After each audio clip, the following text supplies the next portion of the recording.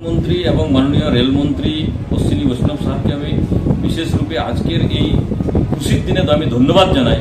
কারণ পুরুলিয়ার থেকে বাঁকুড়া পর্যন্ত যে রেলপথ ভায়া হুড়া স্যাংশন হয়ে গেছে এবং পুরুলিয়া এবং বাঁকুড়ার লোকের জন্য খুব আনন্দের দিন।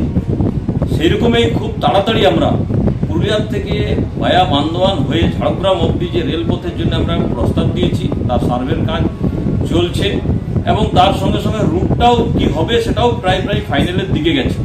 তো সেই জন্য আমরা তাড়াতাড়ি সেটারও খুশির খবর আমরা পাবো পুরুলিয়াবাসী, ঝাড়গ্রামবাসী।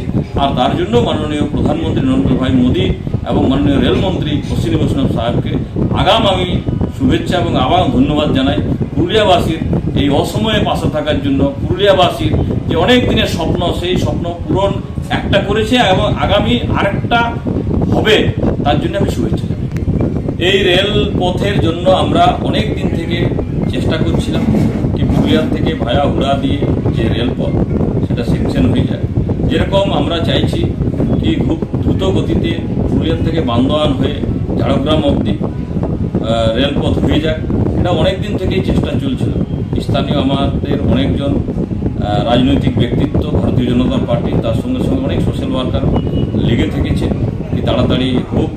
আমরাও বিজেপির পক্ষ থেকে বারে চেয়েছি কি এটা খুব তাড়াতাড়ি হোক এবং আমাদের যে আমাদের যে আবেদনে সাড়া দিয়ে মাননীয় রেলমন্ত্রী, মাননীয় প্রধানমন্ত্রী এই কাজকে একটাকে সম্পন্ন করেছে, আরেকটা হওয়ার কথা। সেই জন্য আমরা খুব খুশি এবং ধন্যবাদ জানাই। অনেকগুলো রেলের প্রজেক্ট এখনও বাকি আছে রাজ্য সরকারের এনওসির অভাবে। সে তোড়াং রেলওয়ে স্টেশনের কাছে রোড ওভারব্রিজ হোক, কিংবা বাঘমুন্ডি থেকে বলরামপুর যাওয়ার যে রাস্তার উপরে বরাভূমি স্টেশন আছে, সেই বরাভূমি স্টেশনের কাছে যে রোড ওভারব্রিজ হোক, কিংবা সুইসা রেলওয়ে স্টেশনের কাছে যে রোড ওভারব্রিজ হোক। সেরকমই গোশালা মোড়, পুরুলিয়ার যে একপাশে মেডিকেল কলেজ, একপাশে আপনার সদর হাসপাতাল, তার মাঝের যে রোড ওভারব্রিজ কাজ চলছে, সেখানে তাতেও ইলেকট্রিক ডিপার্টমেন্টকে দিয়ে বারে সেখানে বাধা সৃষ্টি করা অত্যন্ত দুর্ভাগ্যজনক, অত্যন্ত দুঃখজনক। এই পশ্চিমবাংলায় যে সরকার চলছে, সে ডেভেলপমেন্ট তো নিজে করবেই না, অন্য কেউ যদি করতে যায় তাতে বারে বাধা দিচ্ছে। আমরা চাই এই যে এনওসি যে সমস্যা আসছে আগামী দিনে হবে না, কারণ ভারতীয় জনতা পার্টির সামনে যে সরকার হবে, ডবল ইঞ্জিনের সরকার হলে আমার মনে হয় সব কিছু সুষ্ঠুভাবে হবে এবং এতদিন ধরে যে কাজগুলো এখনো পর্যন্ত পেন্ডিং রেখেছে সেগুলো আগামী দিনে সব